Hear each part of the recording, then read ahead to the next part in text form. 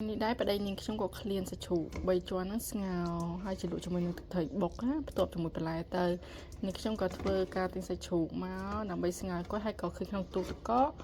ឃើញសល់ផ្លូវមាន់មកជាហៀងដែរក៏ធ្វើការដើម្បីដាក់ស្ងោរជាមួយសាច់ជ្រូក3ជាន់ឥឡូវធ្វើការស្ងោរសាច់សិននេះទឹកត្រីយើងបុករួចរាល់ចាំតែសាច់ឆ្អិនទេនេះបន្លែដែលយើងត្រូវផ្ទាប់ជាមួយមានសាឡាត់ស្រួយជាមួយនឹងសក់ឥឡូវយើងធ្វើការត្រាំទឹក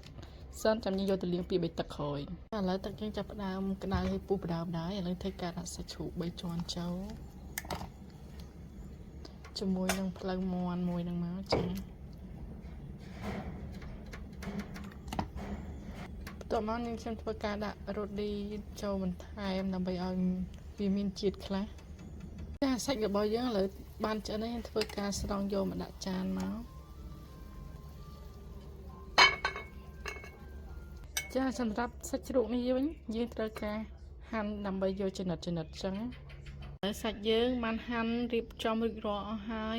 បន្លែយើងក៏លាងហើយរួចរាល់ដែរទឹកត្រីយើងក៏ហើយរួចរាល់ដែរចាអរគុណច្រើនពុកម៉ែបងប្អូនសម្រាប់ការតាមដានវីដេអូនេះដល់ចប់អរគុណច្រើនពុកម៉ែបងប្អូនទាំងអស់គ្នាបាយបាយ